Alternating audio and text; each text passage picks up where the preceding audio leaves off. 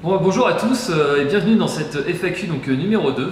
Faut dire qu'avec notre vidéo des 1 an, on avait laissé à la fin l'opportunité que vous nous posiez des questions justement sur nos ressentis au bout d'1 an de voyage. Donc on voulait vraiment des questions portées là-dessus. Évidemment on a eu des questions un peu dans tous les sens. Un peu dans tous les sens, donc on a quand même pris certaines questions histoire de répondre à tout le monde. Donc voilà, désolé pour le retard qu'on a eu pour répondre à toutes ces questions, mais il faut dire qu'on voyage encore, on privilégie avant tout le voyage à nos vidéos et nos FAQ, alors on s'excuse. Et donc là, on profite du mauvais temps, voilà, il nous faut une excuse pour faire cette FAQ, et donc on profite du mauvais temps pour se poser et pour vous répondre à travers cette petite vidéo à toutes vos questions. Et il y en a eu quand même, pas mal. Alors on a eu un peu sur tous les supports, enfin sur tous les réseaux sociaux, que ce soit Instagram, Facebook. Par mail aussi, sur YouTube, par mail privé aussi. Donc voilà, ça a mis un petit peu de temps aussi de tout condenser. Enfin, on a essayé de les répertorier un petit peu pour pas que ça aille dans tous les sens au moment de la petite débouffe et pour essayer de répondre un peu aux questions les plus pertinentes en tout cas, on va dire.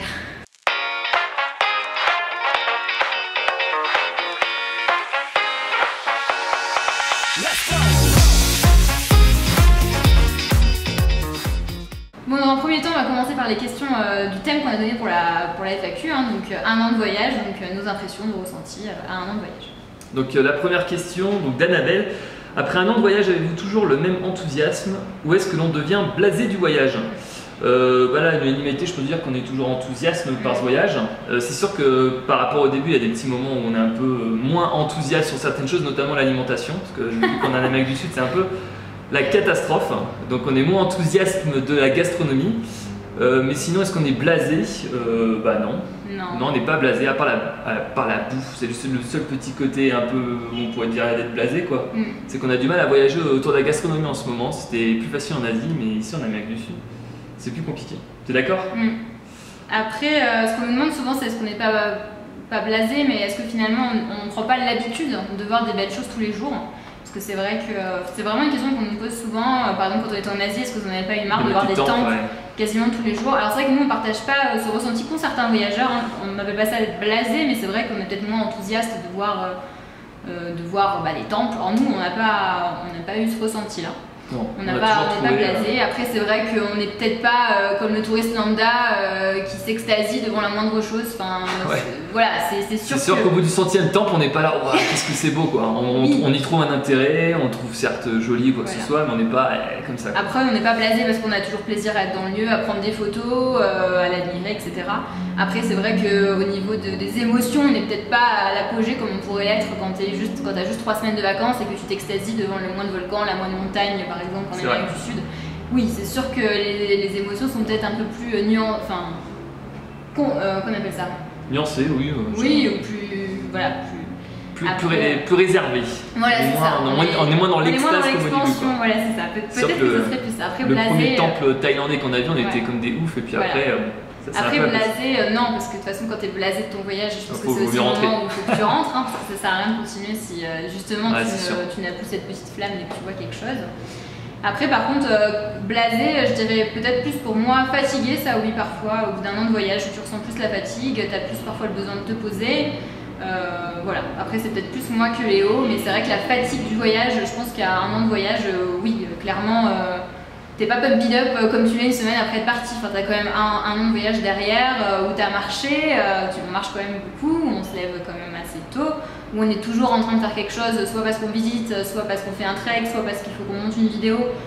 On a rarement des journées où on fait rien comme on le ferait chez nous à Paris. Donc t'as peut-être cette petite fatigue à un moment donné au bout d'1 an de voyage quand même. Enfin, ouais, je pense que c'est normal quoi. Mais Marine peut-être un peu plus que moi quoi. Voilà. Allez, déjà la première question, on met du temps pour y répondre. Il va falloir qu'on soit un peu plus succinct, sinon on va devoir faire 3 FAQ. Alors, deuxième question. Est-ce que ce grand voyage à travers le monde a changé certaines perceptions des choses pour nous? C'est Myriam qui pose cette question. Oui, évidemment, ce serait complètement nul de dire le contraire. C'est vrai que c'est pour ça qu'on voyage aussi, c'est pour s'ouvrir, s'apprendre à se connaître soi-même. Alors le titre c'est Allons voir le monde, le titre de notre chaîne YouTube, c'est justement pour aller voir ce qu'il y a ailleurs et pour justement pouvoir changer nos perceptions du monde. Et forcément ça change. Alors là on pourrait faire une vidéo rien que sur ça, je pense, mais il y a énormément de choses à dire. Quand on voit la pauvreté, la différence de culture, la façon dont les gens y vivent, la façon dont ils perçoivent la pauvreté. Hein. Il faut dire que nous, on la perçoit en France peut-être différemment que dans d'autres pays. Moi, ce que ça m'a aidé à aussi voir, c'est relativiser aussi ce qu'on vit en France. Alors c'est vrai qu'il se passe beaucoup de choses en ce moment en France, nous on le suit de loin. Mais en tout cas, quand on est parti, moi en tout cas j'avais un gros ras-le-bol de la France, je l'ai déjà dit dans la FAQ d'avant. Et de voyager, ça permet aussi de se rendre compte qu'en France, on n'est pas si mal que ça. Alors oui, on a des problèmes, hein, comme dans tous les pays. On n'est pas forcément content du gouvernement en place et j'en passe. Le problème, il n'est pas là. Mais voilà, on a quand même la chance d'être dans un pays riche où on a un accès aux soins, on a un accès à l'éducation, à la scolarité. Voilà, je pense à l'eau potable. À l'eau potable, à l'électricité. Enfin, rares sont quand même les Français qui n'ont pas d'eau potable, qui n'ont pas d'électricité. Donc ça existe certainement. Mais enfin, par rapport à tous les pays qu'on voit où les gens, l'hiver, ils n'ont pas de chauffage chez eux, il y en a qui n'ont pas l'accès à l'eau courante, qui n'ont pas d'électricité, on se dit quand même qu'en France, on n'est pas si mal loti que ça. Et en tout cas, moi, ça m'a permis de me rendre compte que finalement, parfois, oui, on n'est pas si mal chez soi et qu'on a toujours cette impression que l'herbe est plus verte ailleurs, alors qu'en fait, honnêtement, pour avoir voyagé depuis 1 an, on trouve qu'on a énormément de chance de vivre en France. Donc ça aide, en tout cas, moi, ça m'a aidé à prendre conscience de ça. Et prendre conscience aussi de nos limites aussi, je pense. On pensait pas forcément qu'on... Enfin, en tout cas, moi, on serait capable de faire autant de choses, de pas se laver tous les jours. Ça, c'est peut-être tout con, mais... Ça, Marine, elle savait pas du tout qu'elle pouvait pas se laver tous les jours. Ça. Voilà, des choses que tu es obligé de faire parce que tu es en voyage, ou d'être aussi bas dans ton confort, pareil. Et puis finalement, tu te... Et de vivre avec peu de choses aussi. Ouais, aussi. Là, ça fait plus d'1 an qu'on voyage qu'avec les mêmes affaires, les mêmes sacs. Et c'est vous de se dire que finalement, pour moi, je sais pas si Marine c'est pareil, mais finalement, ça nous suffit d'avoir juste 3 t-shirts, 3 paires de chaussettes. C'est vrai qu'on est dans une société un peu matérialiste, là on s'en rend compte, consommation, etc. Et on a cette habitude d'avoir besoin de choses aussi pour vivre. Alors je dis pas que moi ça me manque jamais, ça serait mentir, mais c'est vrai qu'en tout cas, on prend conscience qu'on n'a pas forcément besoin de tout ce qu'on pense avoir besoin au quotidien. Ouais. Bon, on pourrait vraiment s'étaler là-dessus, parce que sur la passion des choses, il y en a plein. On n'a pas trop réfléchi aux questions avant d'y répondre. Peut-être que si on avait réfléchi, là on a juste mis les questions comme ça en chaud, voilà ce que ça... Mais à chaud, voilà, mais sinon, si on pourrait se pencher sur la question, le voyage, ça change. Franchement, c'est l'une des plus belles expériences qu'on peut avoir, parce que ça nous change sur plein de choses, des perceptions, on a dit. Ça change énormément de choses. Ça change aussi, parce que ce côté, quand on va rentrer, peut-être que les gens qui se plaignent pour rien, ça nous excédera, parce qu'on aura vu des gens qui ont bien moins qu'eux et qui ne se plaignent pas. Ou alors ça se trouve, on va reprendre notre rythme à râler comme des Français. Genre être dans le métro ou dans les embouteillages, et puis on va commencer à râler alors qu'on aura oublié qu'il y a dans des pays, c'est pire que tout, ils font la queue pour avoir de l'eau, des trucs comme ça. Bon, bref. Enfin voilà, on va s'arrêter là pour cette question. Sinon on en a pour des heures. Alors, 3e question d'Annabelle. Un pays nous a-t-il donné envie de nous y installer? Et si oui, lequel? On y a pensé, on s'est vraiment pas réfléchi, genre est-ce qu'on va vraiment y aller, mais on s'est dit, ici, c'est pas mal. On s'est posé avec la Chiang Mai la première fois peut-être. Ouais, la Thaïlande, c'est vrai qu'on l'a dit. La Thaïlande de façon générale. On l'a déjà dit, Mais surtout à Chiang Mai, on peut pas dire qu'on l'a ressenti quand on était à Bangkok ou dans d'autres villes, mais surtout à Chiang Mai, on a senti que c'était une ville assez cosmopolite où il y avait tout, la bouffe était bonne, il y avait le confort, c'était touristique certes, mais il y avait quand même des choses à faire et à voir aux alentours. C'est-à-dire là-bas qu'on a vu beaucoup d'expatriés ou des nomades digitaux, etc. Ensuite, il y a eu quoi? Moi, la Polynésie. Ah ouais, évidemment, la Polynésie. Vous n'avez pas vu les vidéos, mais vous allez vite comprendre pourquoi Marine a eu un coup de cœur pour la Polynésie. C'est quand même magnifique. C'est un cadre de vie qui est juste exceptionnel. Donc, la Polynésie, Sinon, d'autres pays? On a eu un gros coup de cœur par exemple pour la Nouvelle-Zélande. Après de là à s'y installer, la Nouvelle-Zélande c'est des très beaux paysages, mais les villes en soi sont pas vraiment belles. Et moi on s'y verrait pas forcément vivre dans la ville. Mais la qualité de vie est pas mal quand même. On sent que les gens ils sont bien, ils vivent là-bas, ils sont vraiment bien quoi. Ils ont l'air d'être tous heureux, tous sympathiques et tout. Franchement, si on doit nous obliger à aller dans un pays, hormis la Polynésie française, je pense que la Nouvelle-Zélande et la Thaïlande ce seraient 2 pays. Je crois que c'est tout, ça s'arrête là pour l'instant. Oui, les autres pays, même si tu peux trouver un pays très beau, tu peux aussi être conscient que tu ne te verrais pas forcément y habiter, toi, en tant qu'expatrié. Après, on est quand même habitué à un minimum de confort dans notre pays. Quand tu sais que c'est qu'un voyage, c'est différent que de te dire que tu vas y habiter pendant 1, 2, 3, 4 ans. C'est sûr que le confort, à un moment donné, tu as quand même besoin d'un minimum de confort ou un minimum d'habitude aussi qui te rappelle un petit peu chez toi, en tout cas moi. Donc c'est pour ça qu'il n'y a pas tant de pays que ça où on s'est vu habiter. Puis il y a le côté, est-ce qu'on pense juste à y vivre comme ça, mais il y a aussi vivre et y travailler. Il y a des pays où on pourrait... on serait trop content d'aller vivre, la Thaïlande par exemple, mais est-ce que travailler dans notre métier, parce qu'on aime notre métier, y travailler Est-ce qu'on aimerait travailler sur place? Pas dit quoi. La Polynésie française, on pourrait concilier les deux entre la vie et le travail. Mais dans les autres pays, entre la Nouvelle-Zélande et la Thaïlande, on ne sait pas trop parce que le travail est différent et tout, et peut-être pas. Enfin bon, voilà. C'est tout. En tout cas, on n'a pas trouvé d'autres pays coup de cœur. Pour l'instant, la France, ça reste quand même la solution numéro 1 pour notre retour fin de tour du monde. Donc, quatrième question, justement. A-t-on le projet de revenir en France ou est-ce que ça nous a déjà traversé l'esprit de nous installer à l'étranger, surtout vu nos professions? Donc, on rappelle, on est infirmiers tous les deux. Et si oui, où ça? Donc, c'est Antoine qui nous pose cette question. Ah, on a un peu débordé alors, c'est bien. Est-ce qu'on a toujours le projet de revenir en France? Bah oui. Bah oui, parce en tout cas, dans l'immédiat, oui. Parce que... D'une part, c'est parce qu'au bout d'un moment, il faudra des pépettes et donc on va profiter de notre. Donc on rappelle, on est tous les deux infirmiers, donc on va profiter du fait qu'on peut retrouver notre travail assez rapidement avec des choses qu'on sait déjà faire sans formation, donc gagner de l'argent assez rapidement pour refaire des pépettes. Et après, est-ce qu'on ira ailleurs ou pas? Pour l'instant, pas du tout. Je pense qu'on aura vraiment besoin de rester en France quand on retrouvera, je pense.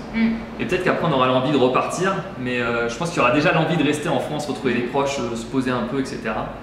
Et après d'aller ailleurs, on verra quoi. C'est vrai que nous, on pourrait se permettre de s'expatrier, on va dire relativement facilement par rapport à d'autres professions, notamment le Canada par exemple qui a des accords, toute l'Europe, l'Europe, l'Union européenne, toutes les îles, les dom-toms, donc ça laisse énormément d'opportunités. En toute honnêteté, avant de partir, moi en tout cas, j'avais toujours eu un peu envie de m'expatrier dans une île, etc. Après, en ayant été loin de chez moi pendant, du coup là ça va faire 13 mois et ça va continuer. En tout cas, dans l'immédiat, j'aurais besoin de revenir chez moi, de voir mes proches, de retrouver mon pays. Les chats aussi. Oui, mais enfin voilà. Donc après, peut-être que dans quelques temps, j'en aurai de nouveau marre de la France. Mais en tout cas, dans un premier temps, je me vois pas. Je ressens le besoin de rentrer chez moi, de retrouver mes habitudes et de retrouver les gens que j'aime, etc. Voilà. Donc pas dans l'immédiat, en tout cas. La porte reste ouverte. Mais... Voilà, même si c'est vrai qu'en partant, on n'avait vraiment aucun projet. On ne savait pas si on allait rester quelque part, pas rester. Enfin voilà. Mais c'est vrai qu'en tout cas maintenant, au bout d'un an, tu vois pas forcément les choses pareilles. Et après, on est ouvert, on n'est pas fermé sur d'autres éventualités. Mais en tout cas, dans un premier temps, oui, nous rentrons en France. Nouvelle question. Retour en France prévu pour quand? Donc c'est encore Antoine qui pose la question. Et encore combien de temps de voyage? Ça c'est Julien781 qui pose la question. Retour en France prévu pour quand? On n'a pas de date précise, on n'a pas de vol retour. On veut juste pour l'instant boucler notre tour d'Amérique du Sud et donc notre tour du monde. Donc on pense mars-avril ou un truc comme ça. Après on n'est pas très rapide, on prend un peu notre temps maintenant qu'on sait qu'on n'a pas de billet d'avion. En Amérique du Sud on est un peu plus lent parce qu'on justement comme on l'a dit on est peut-être un peu plus fatigué aussi, on a envie de prendre plus le temps, de profiter davantage des endroits où on est que d'être un peu dans la course comme on était en Asie. Avant l'été. Oui, voilà. On peut dire de sûr qu'on rentrera avant l'été. Mais c'est vrai qu'on a dit normalement, on a dit à nos proches qu'on rentrait courant mars. Après voilà, ils savent que ils savent que nous notre projet c'est vraiment de finir notre tour. C'est à la base on devait rentrer à Noël, on leur avait dit qu'on rentrerait à Noël. Ils savent qu'on va déjà prolonger un petit peu. On leur a un peu dit que nous notre projet c'était de finir notre tour d'Amérique du Sud et voilà ils savent qu'on n'est pas à un mois ou deux près, mais voilà c'est sûr qu'à un moment donné il faudra rentrer, il faudra songer à rentrer. En tout cas, ce ne sera pas un problème de budget, ce sera vraiment plus. Soit on aura envie de rentrer parce qu'on en aura marre, on ne sait pas, ça se trouve dans un mois et demi on en aura marre, mais c'est surtout on a envie de finir notre tour d'Amérique du Sud et ce ne sera pas une histoire de thunes, il faudra qu'on rentre parce qu'on a plus de thunes. Normalement, on devrait pouvoir finir, je dis bien on devrait pouvoir finir notre tour d'Amérique du Sud en restant dans notre budget, donc on n'est pas pressé de rentrer. Comment voit-on notre relation de couple après un an de voyage, toutes ces aventures qu'on vit ensemble au quotidien et d'être justement 24 heures sur 24 ensemble? Donc c'est Valérie 78 qui nous demande ça. C'est vrai que c'est particulier parce que ça va faire 4 ans qu'on est ensemble et là depuis 13 mois on est tout le temps. Ouais, 24 heures sur 24. Tout le temps ensemble quoi. Je sais même pas, sauf quand on prend notre douche et qu'on est aux toilettes, mais sinon on est tout le temps. Non mais on est vraiment tout le temps collés ensemble. Ouais. Donc on ne vous cache pas que des fois c'est un peu compliqué parce que quand on est un peu fatigué, qu'on a marché des heures et des heures, que le moindre petite contrariété peut un peu nous énerver, donc on a tendance à peut-être plus s'énerver que quand on était en France parce que ça monte plus vite puisqu'il y a la fatigue. Et après, comment voit-on notre relation de couple après? On sait forcément, maintenant on se connaît par cœur. Là on peut dire qu'on se connaît par cœur. Oui, c'est vrai que ça... oui, c'est... là, c'est sûr que je pense que tu connais... Déjà, on dit que dans ta vie normale, tu connais vraiment l'autre une fois que tu habites avec. Ça c'est vrai, on a testé, donc nous on habitait ensemble, pardon. Et bah, quand tu voyages ensemble et que tu es 24 heures sur 24 ensemble, c'est quelque chose qui ne t'arrivera jamais dans ta vie normale normalement. Pendant un an, tu vas jamais te retrouver 24 heures sur 24 ensemble, à moins de justement faire un tour du monde ou d'être dans une expérience de vie particulière. Donc après, on peut dire que c'est quand même un challenge en soi. Il y a beaucoup de gens qui disent que ça passe ou ça casse. Honnêtement, l'ayant vécu, on peut vous le dire. Pour l'instant, ça passe. mais franchement, c'est vraiment un challenge de couple vraiment très très fort parce que c'est pas évident. On va pas vous cacher que c'est parfois pas évident. On a plus de conflits ou de disputes qu'à Paris, ça c'est clair. Pas du tout pour les mêmes raisons. À Paris, ça va être. On va pas détailler ici pourquoi à Paris, mais c'est sûr que c'est pas du tout les mêmes disputes qu'ici. Ici, ça peut être parce que t'as un manque de confort à un moment donné, qu'il y en a un des deux qui a besoin de confort mais que l'autre ne l'accepte pas. En l'occurrence, c'est plutôt moi souvent qui ai besoin de confort, ou parce que j'en ai marre de manger de la merde et que j'ai envie qu'un resto plus sympa, mais Léo il est quand même beaucoup plus sur le porte-monnaie que moi, donc il va y avoir tension. Donc voilà, ou l'hôtel qui est pourri, moi ça va me saouler quand Léo il va être plus conciliant. C'est vraiment, c'est des disputes que tu n'aurais absolument pas chez toi parce que chez toi tu as choisi ton appartement, que ce que tu manges tu l'as choisi parce que tu es allé au supermarché l'acheter. Donc voilà, c'est pas comme si on avait des vacances. Quand on part 3 semaines en vacances, on prend plaisir à aller chercher un restaurant, on prend plaisir à chercher notre hôtel sur les sites de réservation, des choses comme ça. C'est un plaisir parce que ça va durer 3 semaines et on veut que ça soit un bon hôtel, un bon resto, etc. Ici, c'est notre quotidien de chercher un logement, chercher où manger, etc. Donc parfois c'est fatigant. Donc parfois c'est fatigant et puis on se prend la tête juste pour savoir ce qu'on va manger. C'est complètement con, c'est une prise de tête. Je pense qu'on n'aura pas en France parce qu'on va pas se prendre la tête de savoir qu'on va faire les courses si on prend telle ou telle gruyère, un truc comme ça. Mais ici c'est devenu notre quotidien, donc de temps en temps qu'on est un peu fatigué. Il y en a un qui a envie d'un bon resto, l'autre qui a pas envie de claquer dans un bon resto, donc on split un peu là-dessus. Donc c'est con, mais c'est des disputes qu'on a. Des disputes qu'on a le plus, quoi. Ou alors aussi, c'est vrai que d'être tout le temps ensemble, on compte l'un sur l'autre tout le temps. C'est vrai qu'à Paris, parfois quand tu te prends la tête, il y en a un qui va aller prendre l'air, ou moi je vais aller voir ma meilleure amie pour parler. Là non, tu peux pas, t'es tout le temps ensemble. Si tu vas appeler ta meilleure amie, déjà il y a le décalage horaire, en plus ça va être par Skype, c'est pas la même chose. Donc c'est sûr que déjà il faut apprendre à gérer les tensions, à gérer les moments plus difficiles, en sachant que t'es que tous les deux et que t'as pas forcément tes proches, ton entourage et tout comme t'aurais chez toi. Donc il y a aussi. C'est vrai que là pour le coup on est tout l'un pour l'autre. On est le confident, l'ami, le docteur quand on n'est pas bien, le petit copain évidemment, la petite copine, un peu la famille parce que de temps en temps quand la famille est loin on se confie. On est tout l'un pour l'autre parce qu'on est tout le temps ensemble et que nos familles, nos amis sont loin. Donc franchement. C'est très particulier comme façon de vivre, c'est très original, mais ça nous rapproche d'un certain sens. Et là, on pourra dire que quand on rentrera en France, on se connaîtra par cœur. Là c'est sûr qu'on se connaîtra par cœur. Donc voilà, la relation de couple en voyage par rapport aux tensions. C'est Antoine et Marine qui ont posé la question, je pense qu'on vient d'y répondre. Quelles sont les raisons pour lesquelles nous sommes partis? Alors là, pour le coup, c'est Antoine qui pose la question, on n'a pas du tout les mêmes raisons. Donc Marine, tu veux dire les tiennes et moi je vais dire les miennes. Moi je suis partie, déjà j'ai toujours aimé voyager, j'ai beaucoup voyagé avec mes parents, c'est vrai que comme je l'ai dit j'avais ce projet un jour de m'expatrier pour travailler, parce que moi j'avais envie d'inscrire mon travail dans une démarche de voyage, ou l'humanitaire aussi ça me disait bien, j'avais envie d'inscrire vraiment mon travail dans une démarche de voyage, de découverte d'un pays, des locaux, etc. Et j'avais pas cette envie de faire un tour du monde comme Léo avait, en tout cas je l'avais pas avant d'être qu'on soit ensemble. Ensuite, Léo m'en a parlé, c'est vrai qu'on a pas mal voyagé tous les deux. Et c'est vrai que, pareil, j'ai déjà expliqué dans ma première FAQ, mais bon, pour ceux qui ne l'ont pas vu, c'est vrai que j'ai eu un moment donné dans ma carrière professionnelle où j'en ai eu marre. C'est fatigant. Pareil, on va pas parler de l'hôpital ici, mais l'hôpital va mal, au cas où vous ne seriez pas au courant. Donc voilà, c'est compliqué, on nous en demande toujours de plus en plus, on n'a pas de reconnaissance professionnelle, c'est fatigant, physiquement, moralement, ça... Ne te relance pas. Non mais ça prend sur la vie privée, en plus on travaille en réanimation, donc on côtoie des enfants qui sont entre la vie et la mort tous les jours, donc c'est difficile. En plus de ça, j'avais une ambiance de travail qui était pas terrible, alors je sais pas si mes collègues me regarderont, mais c'était le cas, mon service il n'y avait pas une très bonne ambiance. Donc c'était compliqué, j'étais à un moment donné où j'en avais marre. Et on avait aussi cette envie de voyager et je me suis dit pourquoi pas maintenant, c'est le bon moment. Et puis il y avait aussi l'ambiance, c'était pas des attentats, etc. Oui, il y avait un climat assez particulier avec dès qu'on rentrait dans un magasin on se faisait fouiller et tout. Ça t'a un peu posé. Ouais, il y a eu ça aussi, dès que je prenais le métro je me demandais si on n'allait pas tous sauter. Du coup tout ça ensemble, le travail, l'ambiance à Paris, les attentats, j'avais besoin de prendre l'air, j'avais besoin de partir de la France, de quitter l'hôpital aussi. Et de faire une pause, et on s'est dit que c'était le bon moment pour partir, pour se ressourcer, en tout cas pour moi, et voir en rentrant j'en serai. Voilà. Alors que moi, ça fait un moment que j'avais envie de faire sur tout le monde. Alors moi, j'ai toujours adoré les voyages. Dès que j'ai eu un peu de thunes, quand j'ai commencé à travailler et que j'avais des vacances, je partais à l'étranger. Je gardais la France quand je serais vieux et âgé. Et en fait, moi, quand je suis avec Marine, quand on s'est mis ensemble, j'en ai parlé. C'était pas un projet qu'on voulait faire rapidement.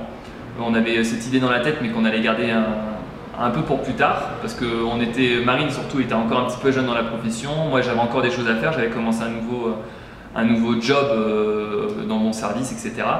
Mais avec ce qui s'est passé, avec le ressenti qu'avait Marine avec les attentats, son petit ras-le-bol, etc. On s'est dit que là c'était le moment. En plus, on s'est dit que si on attendait trop, ça allait être de plus en plus compliqué, parce que plus on attend et plus après, je pense qu'il y en a qui se motivent de plus en plus, mais ça aurait pu être le contraire, donc on n'avait pas envie de risquer ça. Donc on s'est dit c'est parti, pourquoi pas. Donc pour moi c'était vraiment juste l'envie de voyager. J'avais pas de ras-le-bol, j'en avais pas marre du boulot, j'en avais pas marre de ma vie, j'étais pas en dépression, burn-out ou quoi que ce soit. J'avais juste envie d'aller voir le monde, quoi. Donc on s'est dit allez hop, c'est parti, c'est le moment, et on s'est cassé. Puis il y avait aussi la question de l'âge, hein. Désolée pour Léo. Quoi? Parce que tu es en train de dire que comme j'approchais la trentaine, après c'était trop vite. C'est sûr qu'à un moment donné dans ta vie, tu as d'autres aspirations que voyager. Enfin, il y a un moment donné, voilà, tu as peut-être envie d'avoir une famille, tu as peut-être envie d'être propriétaire, enfin voilà, de te poser, d'avoir ta vie. Donc c'est sûr qu'à 30 ans. D'être propriétaire, peut-être pas. On n'allait pas voyager. La famille, peut-être. On n'allait pas voyager à 40 ans. Enfin, il y a des gens qui le font, hein, mais en tout cas, moi, c'était pas mon projet. Ouais, on s'est dit, il faut faire ça quand on est jeune, on sera en bonne santé et tout. Alors, déjà, moi, j'ai 30 ans, je commence à avoir mal aux épaules avec le sac, etc. Alors, si on aurait tendu encore plus, ça se trouve, on l'aurait regretté. Mais après, il n'y a pas d'âge pour partir. Hein. Si vous nous regardez, que vous avez 50 balais, cassez-vous, profitez-en, il faut le faire. En tout cas, il ne faut pas le faire quand on sera fatigué, en mauvaise santé ou qu'on n'ait plus d'argent, quoi que ce soit. Dès qu'on a l'occasion, il faut le faire, et c'est là qu'on s'est dit, là on a l'occasion, en plus c'est l'opportunité. C'est ça, en fait, c'est une question d'opportunité parfois. Enfin, il y a des gens qui. Enfin, parfois il faut saisir ton opportunité, donc un petit peu, comment on va dire ça, c'est le destin, quoi. Enfin, te dire, même si c'est pas une opportunité, je la prends quand même, mais parfois il y a aussi des moments où tu as une opportunité dans ta vie et tu la saisis. Donc, c'est un petit peu ce qu'on a fait. A-t-on parfois eu envie de rentrer? Question de Christophe. Moi non. Moi oui. Moi jamais. Moi c'est tout le contraire, c'est plus ça avance. Et moi j'ai envie de rentrer en France et plus j'ai envie de voir de nouveaux pays, etc. Marine, je pense qu'elle a aussi envie de voir de plus en plus de pays, mais tu as quand même des envies de rentrer Ouais, j'en ai eu plusieurs fois. C'est vrai que pour moi c'est peut-être moins facile que pour Léo. Je pense que déjà, je sais pas si c'est parce que t'es une fille ou parce que voilà, mais parfois ton petit confort ça te manque aussi. C'est vrai que je sais pas trop comment dire ça. La famille aussi. Oui, la famille, les proches. Sans m'étaler, mais c'est vrai que là récemment j'ai une mauvaise nouvelle. Clairement j'ai eu envie de rentrer, j'ai eu envie d'être auprès de mes proches. Donc voilà, il y a des moments où t'as juste envie de rentrer, de faire une petite pause. Ouais, voilà. Enfin, il y a des moments où j'en ai eu marre aussi d'être, comment dire, je sais pas comment on dit, d'être sédentaire, ouais, voilà, ça me manquait de pas avoir mon chez moi, il y a des moments donnés, en fait, c'est ce qu'on dit, c'est qu'on a toujours envie de ce qu'on n'a pas. Quand tu es chez toi, tu râles parce que tu dois aller travailler, parce que tu dois faire ton ménage, parce que tu dois faire les courses, et t'envies ces gens justement qui font un tour du monde, c'est ce que nous on envie. Et en fait, quand toi t'es en tour du monde, moi ça me le fait, parfois j'envie juste vous qui êtes tranquillement sur votre canapé le soir à regarder une série et qui n'avez pas à organiser où est-ce que vous allez dormir, où est-ce que vous allez manger, si vous n'allez pas tomber malade à manger dans tel endroit, finalement, parfois t'en viens à avoir envie de ce que t'as pas, et donc nous, en tout cas moi, ce que j'ai pas, c'est ce que vous avez finalement. Donc oui, parfois t'as envie de rentrer parce que t'as envie de retrouver un peu ce que t'as laissé, quoi. Après, je sais pas si c'est humain. Je pense que beaucoup de voyageurs ressentent ça par moment. Après, entre cette envie de rentrer qui perdure et qui est momentanée, il y a une différence. Mais c'est vrai qu'il y a eu des moments où oui, je me sentais fatiguée et où j'avais envie de rentrer. Ou soit, comme je l'ai dit, parce que j'avais envie d'être auprès de mes proches dans des moments plus difficiles. Et que du coup, ça me coûtait d'être ici alors que j'aurais voulu être avec eux pour les soutenir. Donc voilà. Donc moi non, Marine oui, plusieurs fois. A-t-on pensé, avant de partir, à notre retour à la réalité après notre tour du monde? Est-ce que par exemple ça nous faisait stresser, notamment le fameux coup de blues du retour pour beaucoup de voyageurs? C'est Jack qui pose la question. Moi pas du tout, j'ai pas du tout pensé au retour avant de partir ou quoi que ce soit. On y pense un peu maintenant et encore. Marine, toi, tu t'as pas mal posé des questions parce que Marine, c'est pas mal sur des sites qui en parlent. Oui, il y a beaucoup de voyageurs qui parlent de leur coup de boost du retour, que c'est difficile, que tu sens un décalage aussi avec tes proches. Moi, oui, je l'ai imaginé avant de partir. Oui, donc, tu m'en as parlé. Mais... Oui, oui, je pense qu'il faut en être conscient que quand tu rentres, tout n'est pas forcément évident. Je pense que tu passes par une phase où tu es euphorique parce que tu retrouves ton chez-toi, tu l'as peut-être laissé, mais enfin ton pays du moins, tes proches, etc. Et tu as une deuxième phase où une fois que tu as retrouvé tout le monde, les gens vont pas être euphoriques à te voir alors qu'ils t'ont déjà revu. Donc voilà, il y a une deuxième phase où du coup il faut reprendre des habitudes, peut-être retrouver un travail, reprendre des habitudes alors que tu n'as pas eu d'habitude justement pendant tout ton voyage. Et du coup te remettre dans une dynamique, dans une routine en quelque sorte, ça peut ne pas être évident à gérer. Et aussi se retrouver, comme le disent beaucoup, confronté au fait que toi, on l'a dit au début, je pense que tu changes, voyager, c'est aussi pour ça qu'on le fait, parce que ça nous amène à réfléchir sur nous, sur la vie, sur les gens qui nous entourent, etc. Que toi, tu as peut-être beaucoup évolué et que les gens, tu les retrouves exactement ou presque comme tu les as quittés. Donc il y a beaucoup de voyageurs, ou même moi j'ai des amis qui ont voyagé pendant un temps et qui sont rentrés en France et qui du coup se sont retrouvés vraiment en décalage avec leurs proches, où c'était difficile. Parce qu'eux avaient beaucoup changé et leurs proches n'avaient pas vraiment changé. Et du coup, tu peux te retrouver en décalage avec ça. Va leur expliquer que ta notion de... pas ta notion, mais que ta vision de la vie a changé. Ça peut être compliqué. Ça peut être... Il y en a qui vont dire, qui vont attendre de toi que tu retrouves un travail, que tu revives comme avant, alors que peut-être que toi, tu n'as plus envie de ça. Tu as peut-être envie de changer ta vie, de changer ta manière de vivre. Et tu peux te retrouver peut-être en décalage avec certains de tes proches. Donc c'est peut-être un petit peu, moi en tout cas, je peux peut-être l'appréhender, même si je pense pas que ça va être, voilà. Mais c'est sûr que quand t'as eu aucune habitude, retrouver des habitudes d'un coup, ça peut te faire un petit peu peur, quoi. Alors moi je suis beaucoup moins cérébral, j'ai l'impression qu'on va rentrer, on sera content et tout va bien se passer, que ce sera nickel.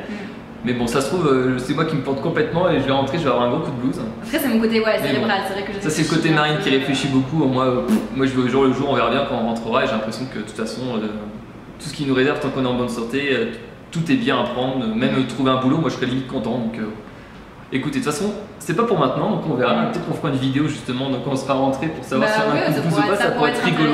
Mais... Ça se trouve, je serai en pleurs, en dépression, je voudrais même pas faire la vidéo, j'aurais encore perdu 20 kilos, on sait pas. C'est vrai qu'il y a des voyageurs qui à peine rentrés repartent, on en voit beaucoup. Repartent soit, il y en a beaucoup qui reprennent pas le travail tout de suite. C'est vrai que nous on n'a pas l'objectif de reprendre direct le travail parce qu'on a envie de profiter de la famille, d'aller voir un peu les proches un peu partout en France, de se poser avec eux, etc. De prendre du temps pour nous parce que je pense qu'on en aura besoin aussi, de reprendre des marques, etc. Mais il y a beaucoup de voyageurs qui repartent parce qu'ils n'ont pas envie de recommencer cash à travailler, etc. Donc ils peuvent partir en petit week-end ou en petites vacances, mais d'autres qui repartent carrément parce qu'ils n'ont plus forcément envie de cette vie-là, donc qui repartent pour s'expatrier, qui enchaînent sur un PVT, donc il y a un peu de tout, bien sûr. Il y en a d'autres qui reprennent 3 jours après le travail parce qu'il y en a qui parfois m'ont posé qu'une année sabbatique, donc leur retour au travail était déjà prévu. Mais c'est vrai qu'on voit beaucoup de blogueurs ou de voyageurs qui continuent de voyager ou en tout cas qui quittent la France au retour. A-t-on gardé notre appart à Paris? Où irons-nous en rentrant? Alors on était locataire quand on est parti de Paris, donc on a lâché l'appart. On n'est pas propriétaire de quoi que ce soit, donc pour l'instant on n'a pas de maison quand on rentrera. On aura nos parents, les amis et sinon c'est tout. Donc où est-ce qu'on ira en rentrant?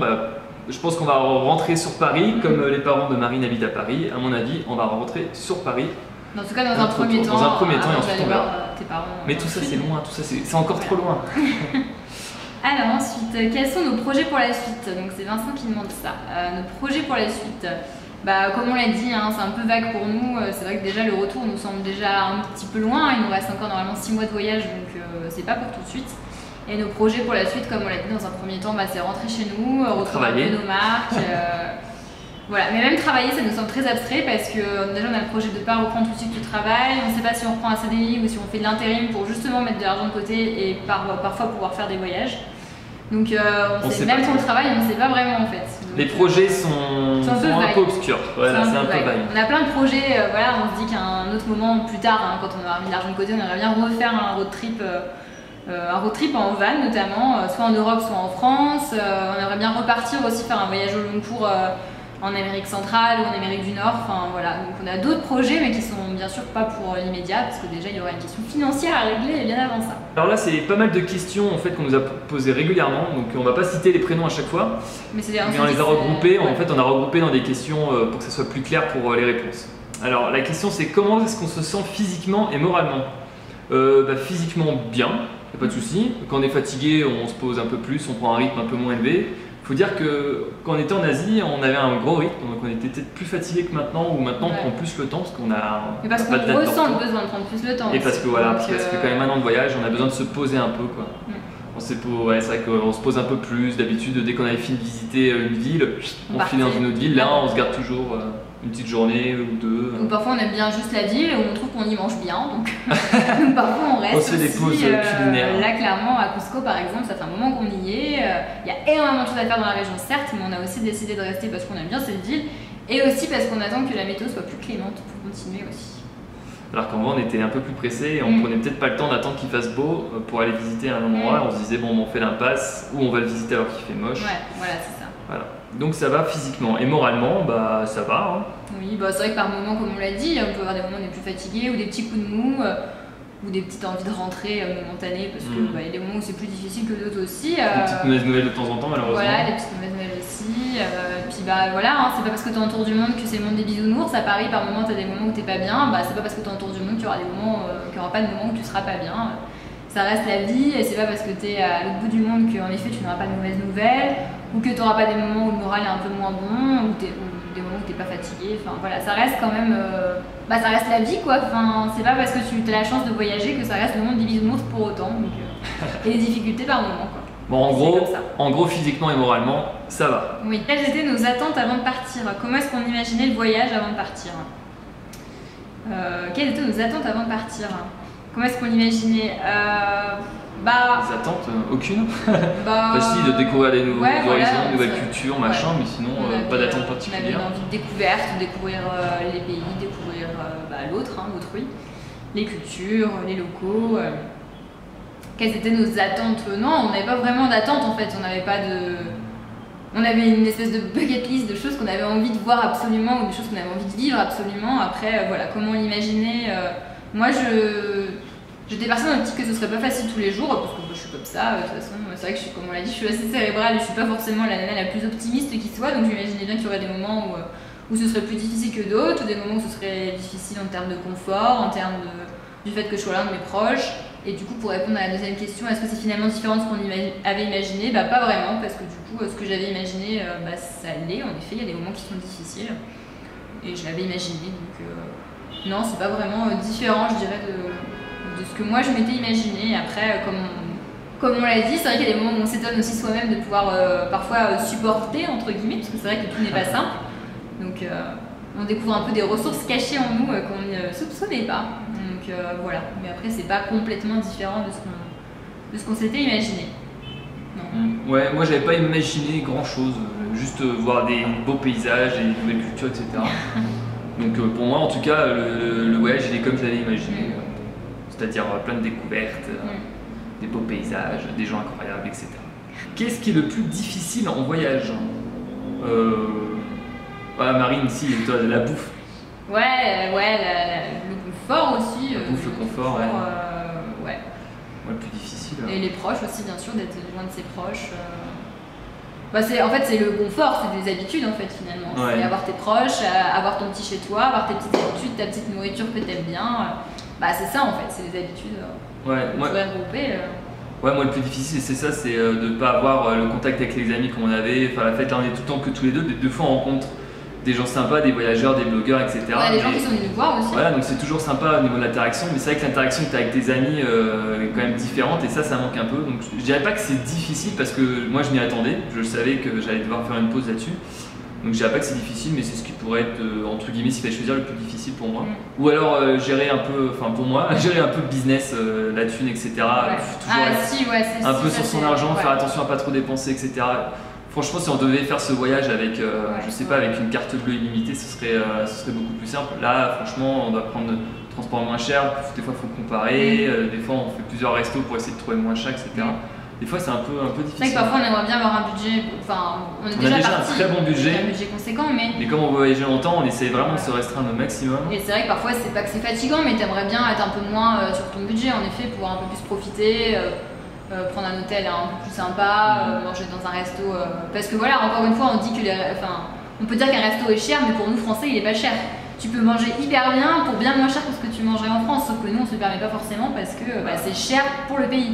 Alors que finalement, ce serait pas cher pour nous Français avec un portefeuille de Français normal. Donc du coup c'est parfois un petit peu frustrant de dire que en soi tu aurais pu te faire plaisir parce que le coût de la vie dans ce pays-là est moins cher que chez toi, mais vu que nous on doit faire attention, faut faire attention quoi. Qu'est-ce qui nous manque le plus ou le moins? On a un peu déjà répondu. La famille, la nourriture, le confort. Et ce qui nous manque le moins, la routine. La routine métro boulot dodo, ça c'est clair que ça ne manque pas. Métro boulot dodo, non c'est vraiment. C'est ça, la routine en fait, la fatigue de voir le temps passer et d'avoir l'impression que tu ne profites pas du temps passé en fait. Voilà. C'est vrai que là, nos journées elles sont quand même bien remplies, on a rarement des journées de perdues entre guillemets, ou quand elles sont perdues c'est aussi qu'on a le besoin de se reposer, donc voilà. En France clairement ton année elle passe et tu te rends compte que tu n'as pas forcément fait grand chose quoi. Donc voilà, ça c'est ce qui nous manquerait peut-être le moins. C'est vrai qu'on a l'impression d'avoir vécu 10 ans en une année alors que chez nous, clairement, on n'aurait pas fait ça en peut-être 30 ans quoi. C'est vrai que ça fait peut-être con de dire ça, mais c'est vrai, en 30 ans de vie, on n'aurait peut-être pas vécu ce qu'on a vécu en un an. Donc, Non, c'est vrai qu'on a l'impression de vivre. Le temps est doux quoi. Une journée, on a l'imprestion que c'est une semaine qu'on aurait pu passer en France et tout. C'est assez incroyable. C'est ça qui va faire drôle en rentrant. Oui, c'est ça, c'est de retrouver. C'est qu'il y en a, on les aura pas vus pendant 1 an et demi. Eux, ils auront vécu pendant 1 an et demi, à leur rythme, et nous, on aurait l'impression d'avoir pris 10 ans dans la tête. C'est ça. Donc il y aura peut-être c'est vraiment particulier de voyager comme ça au long cours. C'est trop bien. Qu'est-ce qu'on apprécie le plus en voyage? C'est ça, c'est de pouvoir prendre le temps, de ne pas avoir de routine. Même si finalement, quand on est voyageur, tu as certaines routines de voyage ou habitudes, c'est-à-dire chercher ton logement, quel transport pour aller dans telle ville, justement la routine de faire attention à ton porte-monnaie. De se chercher un resto, on a quand même des petites routines de voyageurs, mais c'est vrai qu'on fait grosso modo nos journées comme on voudrait qu'elles soient. On n'a pas vraiment d'impératif, en tout cas c'est nous qui nous les donnons.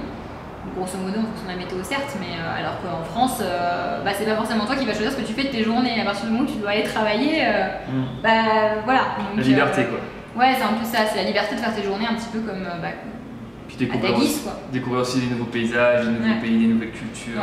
Ça c'est quand même assez hallucinant de se dire qu'on aura vu trop de choses à apprécier, tant de choses en un an, tant de pays découverts, alors qu'il nous aurait fallu des années pour découvrir tous ces pays. Et de voir quelle diversité il y a dans ce monde, c'est un truc de malade quoi. Franchement, on devrait obliger les gens à sortir de France et de faire un voyage d'une certaine période pour découvrir un peu. Ça éviterait qu'il y ait autant d'idées xénophobes, peut-être, de racisme, etc. Clairement. Voir que finalement on est tous pareils, alors à des degrés différents, mais qu'on est tous des êtres humains et avec plus ou moins les mêmes besoins et qu'on se complète finalement. Donc voilà. Aussi, il y avait plein de questions qui n'étaient pas vraiment dans le sujet qu'on voulait. On les appelait questions en vrac hors sujet. Ouais, voilà. Mais on va quand même y répondre, mais on va peut-être essayer d'être un petit peu plus rapide. Parce que là, la vidéo, ça va faire au moins déjà peut-être 45 minutes. Si c'était pas vraiment le thème de la FAQ qu'on pouvait Mais bon, on va répondre à tout le monde, parce que c'est quand même des questions qui sont quand même intéressantes. Puis c'est toujours rigolo d'y répondre. Mais il y en a certaines auxquelles on a déjà répondu, donc du coup, on va être assez. On va essayer de faire vite.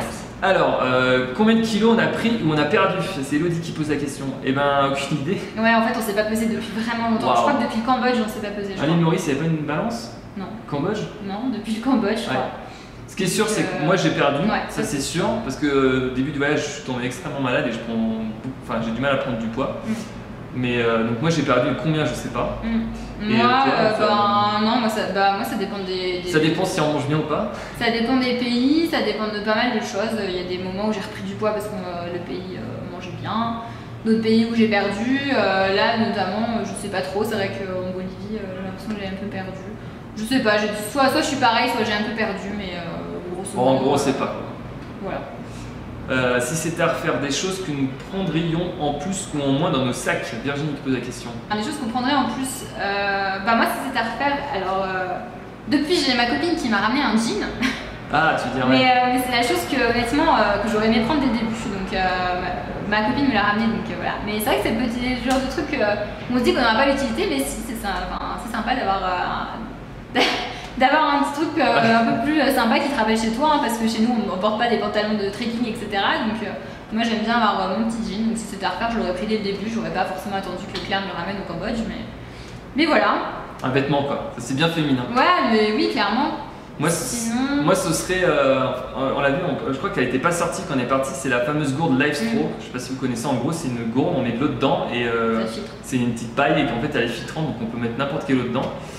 Donc c'est bien parce que ici on est parti sans système filtrant pour les eaux parce qu'on ne trouvait pas ça très pratique, etc. C'est bien quand on fait du camping à côté d'une rivière, mais dans la ville, etc. C'est pas très pratique. Donc nous on est obligé d'acheter des bouteilles d'eau. Et donc ça veut dire il y a du plastique avec les bouteilles d'eau. Donc c'est pas très écolo et c'est compliqué de s'en passer parce que l'eau potable ici ça n'existe pas. Donc ouais, si on avait eu ça, on l'aurait acheté. C'est vrai que ça vaut cher, mais d'un point de vue écolo, c'est quand même vachement pratique, quoi. Donc il y aurait ça. Sinon en plus, je pense que ça aurait été bien d'investir dans une tente ultra light. Une tente très légère, 2-3 places pour qu'on puisse mettre nos. Parce que en fait depuis qu'on est en Amérique du Sud, quoi.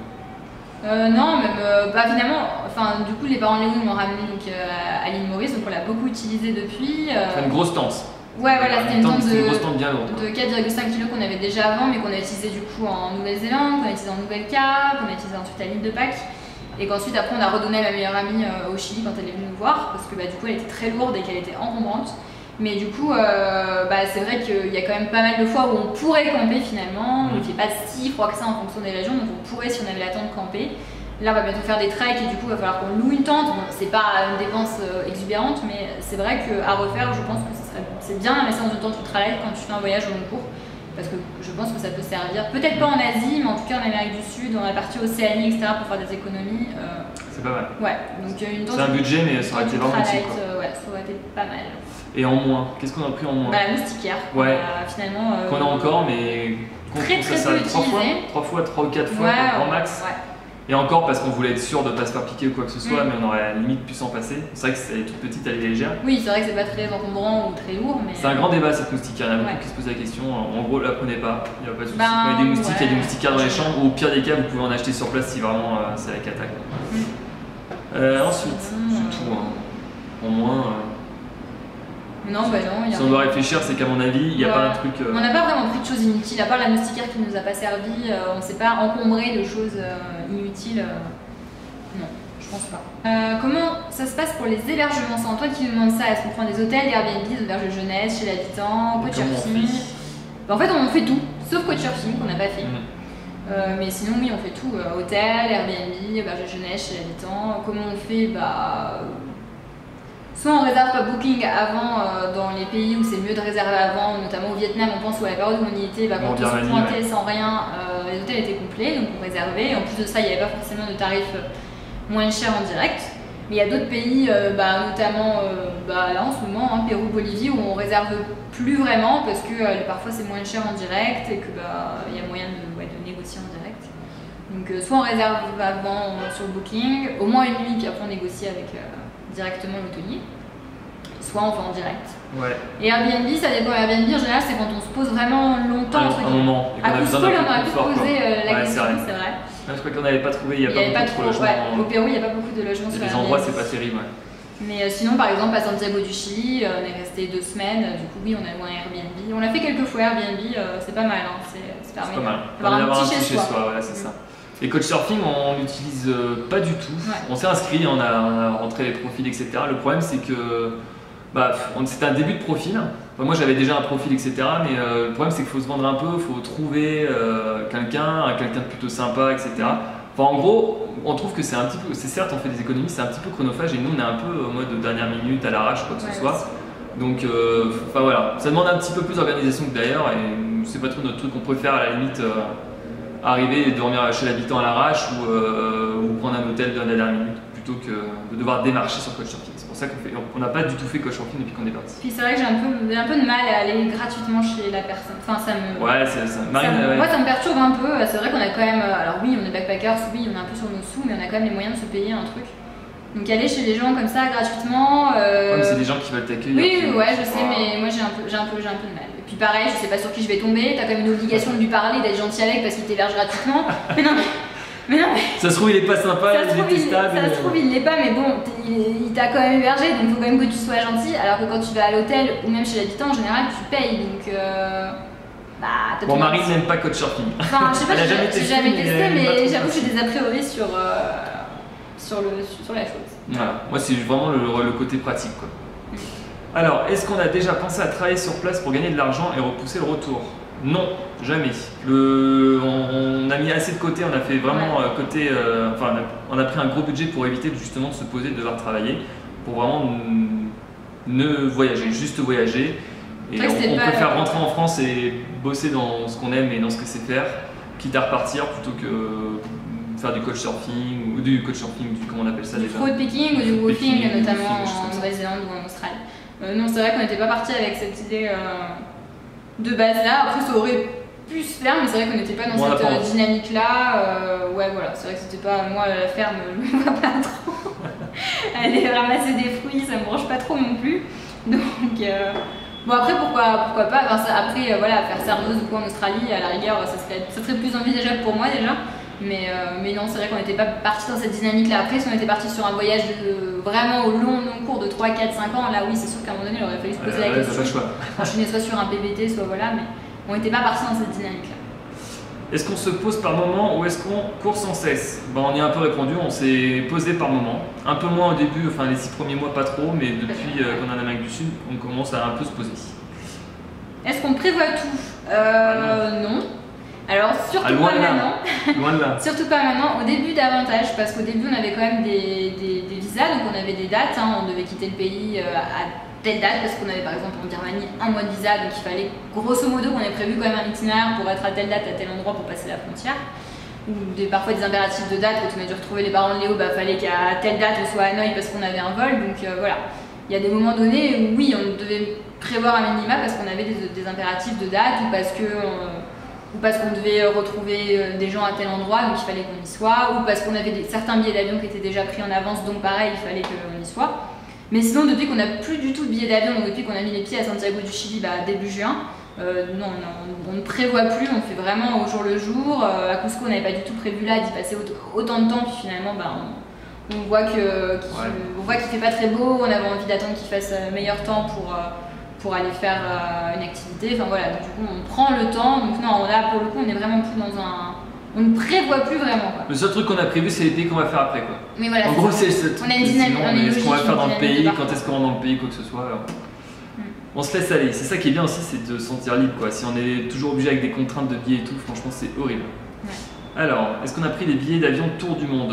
Non, on n'a pas pris des billets d'avion tour du monde. On avait pris quelques billets pour traverser l'Océanie. Parce qu'on avait peur de ne pas avoir de place pour aller sur l'île de Pâques et ça coûte trop cher.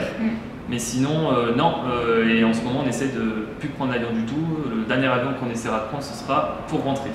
Et pour ceux qui se posent la question, parce que je l'ai vu sur les forums, etc., les agences comme Zipwire, Travel Nation, etc., ne font pas juste des offres tour du monde, ils font aussi des packages pour des billets. Donc tu n'es pas forcément obligé, contrairement aux idées reçues, de partir de France, de rentrer de France en un an. Ils proposent, comme nous, parce que nous on a utilisé Zipwire pour nos billets Océanie, ils proposent juste des packages de billets à des prix très avantageux.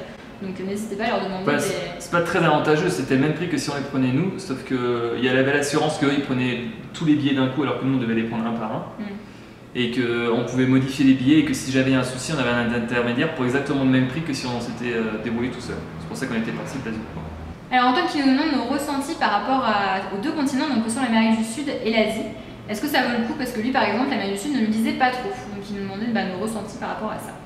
Alors c'est vrai qu'on n'a pas du tout fait toute l'Amérique du Sud, donc c'est compliqué de donner un vrai avis. En tout cas, ce que je peux dire, c'est qu'en arrivant en Amérique du Sud, j'ai eu beaucoup de mal personnellement. Ça fait vraiment un gros choc culturel avec l'Asie. Alors moi j'adore l'Asie, donc il y a des gens qui adorent l'Amérique du Sud, moi j'adore l'Asie. Ça fait quand même déjà, ça fait quand même presque 4 mois maintenant qu'on est en Amérique du Sud, donc j'ai quand même une idée, on va dire. Je préfère toujours l'Asie, personnellement. Après, voilà, les deux continents sont totalement différents de toute façon. Mais c'est vrai qu'en arrivant, moi j'ai eu un petit peu de mal à appréhender l'Amérique du Sud. Je trouvais les gens beaucoup plus fermés, que ce soit au Chili, en Argentine ou même en Bolivie. J'ai été un petit peu déçue, je m'attendais à un autre accueil, je m'attendais un petit peu à autre chose, même si on ne peut pas savoir avant d'y être. Alors que l'Asie, voilà, les gens sont hyper accueillants, les gens ont tous le sourire. Peut-être qu'en termes de paysage, et encore que l'Amérique du Sud a quand même énormément de choses à offrir, mais en termes de population, je trouve que les Asiatiques ont quand même un accueil qui n'a quand même rien à voir. Après, c'est vraiment mon ressenti, mais est-ce que ça vaut le coup? Oui, parce que de toute façon, il faut se faire son propre avis. Il faut aller voir les deux continents, il faut voir quelles sont nos affinités avec. Enfin voilà, se faire son avis, quoi. Après, bien sûr, on va pas dire que tel pays ne vaut pas le coup, enfin, ça c'est pas du tout dans notre dynamique de voyage, mais voilà. Donc moi je dirais que oui, il faut y aller. C'est dommage de toujours se cantonner à l'Asie parce que tu connais l'Asie, comme c'est dommage de toujours se cantonner à l'Amérique du Sud parce que tu connais l'Amérique du Sud. De toute façon, chaque continent est très très différent, chaque pays déjà a énormément de choses à offrir, et donc il faut y aller, il faut le découvrir, mais par contre c'est sûr qu'il y a 2 mondes entre ces 2 continents, ça c'est évident. Moi j'attends de vraiment faire l'Amérique du Sud parce que franchement on a fait que 3-4 pays pour l'instant et il faut attendre un petit peu. À l'Asie on a fait beaucoup plus de pays, en plus comme elle dit Marine, entre chaque pays déjà c'est différent, donc de faire un avis. Moi j'attendrai un petit peu vraiment d'avoir fini l'Amérique du Sud pour avoir une vue en globalité, parce que l'Amérique du Sud c'est quoi? C'est pas les 4 pays qu'on a fait. Oui non c'est sûr, mais bon ils nous demandaient déjà nos ressentis à 4 mois. Moi ça va, c'est juste différent quoi, c'est comme l'Afrique c'est complètement différent, l'Asie c'est complètement différent, c'est des cultures complètement différentes et je pense qu'en Amérique du Nord c'est encore une culture complètement différente. Donc voilà, j'attends de voir. Quel est le pays que nous avons préféré visiter ou qui nous a marqué et pourquoi? Lorraine. Préféré visiter. Voilà. C'est des questions qu'on pose souvent aux voyageurs qui font les tours du monde, etc. Quel pays préféré? Ouais, c'est impossible d'y répondre. Après, si on donne des catégories, par exemple, quel pays t'as préféré pour la bouffe ou quel pays t'as préféré pour les paysages, etc. Là, on pourrait y répondre. Mais en globalité, on a des petits coups de cœur. Si on prend l'ensemble, je sais pas, vite fait comme ça, la Mongolie. La Mongolie, la Birmanie, la Polynésie. Enfin, on a trop quoi. Le Sri Lanka aussi. Sri Lanka, ouais.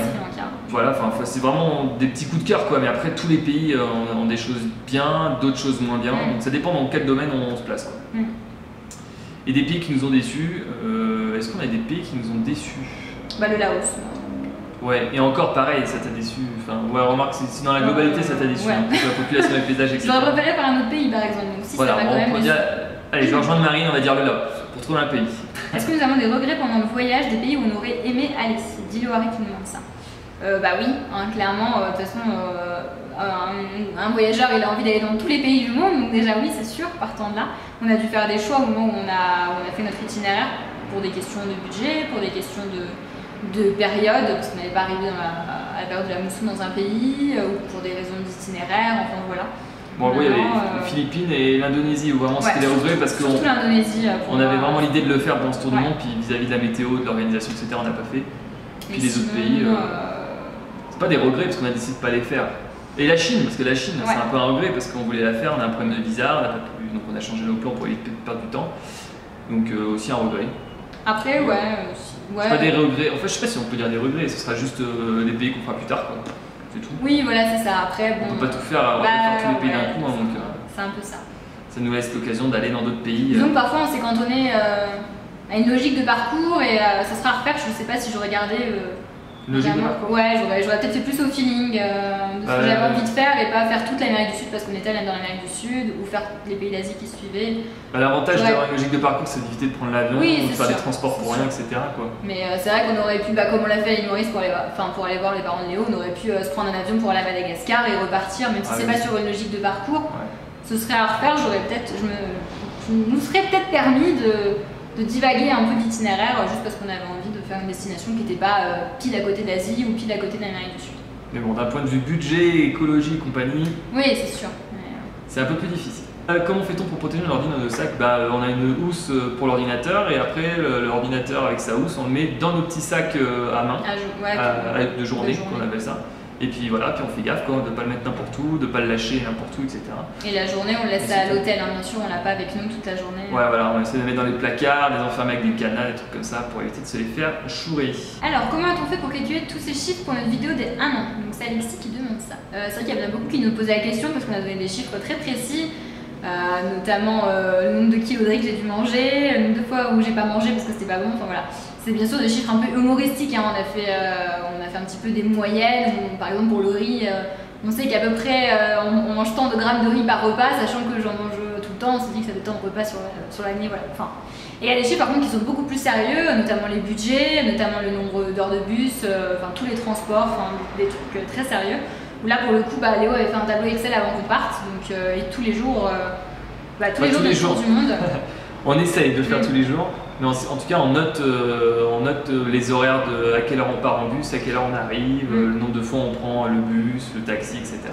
Et on répertorie à la fin de la semaine, des trucs comme ça sur le tableau Excel, quoi. Donc du coup c'est pour ça qu'on arrive à avoir des chiffres très très précis. Alors bon, je pense que de vous-même vous arriverez à savoir les chiffres qui relèvent de l'humour et les chiffres qui sont vraiment... Mais voilà. Comment a-t-on calculé notre bilan carbone sur la vidéo des 1 an? Ça c'est Rourou2413. Alors c'est très simple, on utilise sur un site internet un logiciel de malade, c'est le site à contresens, le planificateur de voyage à contresens. On mettra le lien dans la description. Vraiment ils ont fait un boulot de ouf, c'est les tours du monde 10 qu'on fait ça. Je pense que le mec il doit être informaticien, il doit être méga calé et en gros on rentre notre itinéraire au jour le jour. Et on a su au bout d'1 an combien en fait, parce qu'il y a un petit logiciel qui calcule combien on a dépensé en prenant tant de fois l'avion, etc. Combien on a utilisé de carbone, enfin notre bilan de carbone, quoi. Donc on a juste repris le chiffre qui était marqué tout simplement. Donc on n'a rien calculé, c'est vraiment le logiciel qui a calculé, quoi. Donc on met ce lien en description. Franchement, si vous préparez un voyage, un tour du monde ou quoi que ce soit, ou si même vous avez juste envie d'aller voir le boulot que c'est, on met le lien dans la description, c'est un travail de malade. Donc merci à Contresens. Parce qu'au-delà du bilan de carbone, c'est vraiment hyper intéressant pour planifier son voyage au niveau de la météo, au niveau du budget, en fonction des pays.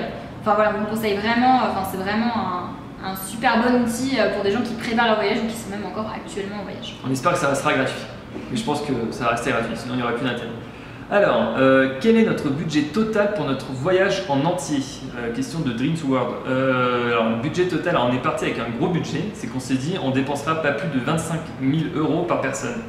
Donc c'est quand même un sacré budget parce que quand on voit que la plupart des tours du mondiste, je crois que la moyenne c'est quoi, 15 000 € quelque chose comme ça. 15 000 l'année, alors nous 15 000 l'année, on partait sur 15 mois à la base et maintenant on est sur du 18 mois. Donc voilà, ça tout compris, hein, billets d'avion, etc. Donc nous on est vraiment parti avec une grosse fourchette.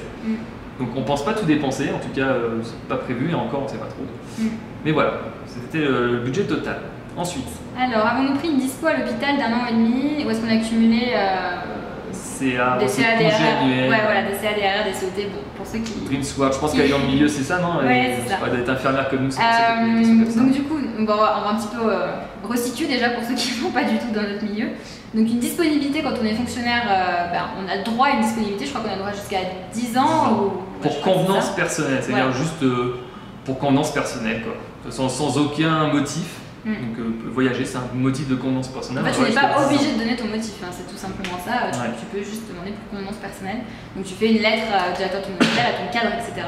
Et tu demandes un temps de disponibilité que tu peux étendre jusqu'à 10 ans. Alors nous on a pris 1 an et demi, on a pris cash 2 ans parce qu'on avait envie d'être tranquille, on n'avait pas envie d'avoir une deadline soit pour rentrer, soit pour devoir reprolonger à distance, réécrire une lettre à l'hôpital, etc.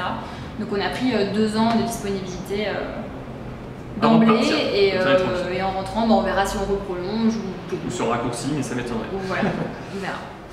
À quelle assurance avons-nous souscrite avant de partir? On a pris Chapka. Je pense que c'est la meilleure assurance au niveau rapport qualité-prix quand on part en couple. Après, pour les personnes seules ou en famille ou quoi que ce soit, on préfère pas se prononcer parce qu'on ne s'est pas renseigné. Mais en tout cas, en couple, je pense que la plupart des tours du mondiste qu'on a rencontrés jusqu'alors, ils avaient la même assurance que nous. C'est que ça doit être la meilleure. Et en tout cas, on l'a utilisé une fois et on est plutôt satisfait. Ouais, j'étais très réactif. C'est vrai qu'on l'a très peu utilisé, mais en tout cas. C'est juste pour un doigt, mais bon. Mais on a vu d'autres voyageurs qui avaient Chapka et qui ont été très très satisfaits et qui eux pour le coup l'ont beaucoup utilisé. Donc on a quand même des bons retours sur cette assurance. En tout cas quand on est parti c'était la meilleure, maintenant on sait pas trop. Alors notre budget a dû prendre une claque en Nouvelle-Zélande et Polynésie, Rourou2413. Oui en effet, d'ailleurs pas que. En Polynésie pas tant que ça finalement parce qu'on était avec mes parents donc du coup on a pas mal réussi à... ils nous ont forcément invités pour manger, etc. Les parents en général. Donc on a fait une partie sans mes parents, donc forcément là par contre on a eu un budget, oui forcément. Mais toute une partie où on était avec mes parents, donc on les remercie encore, donc ils nous ont invités, donc c'est un petit peu, comment on appelle ça, amorti le budget on va dire. En Nouvelle-Zélande oui forcément, mais en même temps donner une claque oui et non parce qu'on l'avait prévu. C'était prévu, c'est pour ça qu'on avait 25 000 € aussi, parce qu'on savait qu'on allait faire des pays chers. Et la Nouvelle-Calédonie aussi, et encore que, on a réussi à plutôt pas mal amortir en Nouvelle-Calédonie, on a que campé d'ailleurs. Mais c'est sûr qu'on part en Asie, on est en budget backpacker, on mange pour 1, 2 euros. En Océanie, il faut se mettre dans une autre dynamique. Quand on arrive là, ça fait très drôle. Alors, il y a eu beaucoup de questions autour du drone. Donc Baby Chou qui nous a rejoint depuis l'île Maurice. Alors les questions de Camille, donc est-ce que c'est facile à utiliser? Bah oui, c'est hyper facile, enfin, franchement n'importe qui peut le piloter. C'est juste hyper stressant parce que c'est quand même un joujou qui coûte 1500 €, enfin je sais plus combien vaut le drone exactement, mais en tout cas le combo avec tout ce qu'on a, ça coûte 1500 €. Donc on a toujours, enfin pour l'occasion, Marine, tu as piloté une ou deux fois pour tester, mais c'est vrai que je suis tellement stressé quand je vois tous les accidents, etc. que finalement c'est facile à utiliser, mais après pour les plans de vue, etc., ça devient un petit peu plus compliqué si on veut faire des beaux plans de vue, etc. C'est vrai qu'au début, mes plans n'étaient pas terribles. Donc c'est vrai que c'est surtout moi qui l'utilise. Mais c'est vrai que c'est facile à utiliser, quoi. Enfin, franchement, je ne sais pas ce que ça va être dans les années à venir, mais ça va être de plus en plus facile. Est-ce qu'on a peur de se faire confisquer dans certains pays, aux douanes, aéroports, et est-ce qu'on a des infos? Anthony. Alors, c'est vrai que c'est une bonne question. Il y a de plus en plus de pays qui font un peu gaffe avec les drones. Je sais qu'en Corée du Sud, si on avait voulu y aller, c'était pas possible de rentrer avec, parce qu'avec les problèmes de la Corée du Nord, etc., ils ne voulaient pas. Il y a d'autres pays, je crois en Europe, ils sont assez stricts. Après, chaque pays a ses propres règles. Donc nous, on regarde à chaque fois si on peut ou on peut pas. On sait qu'au Brésil, c'était compliqué, donc on était un peu stressé parce qu'on a peur pour le Brésil, mais je crois que la loi a changé maintenant.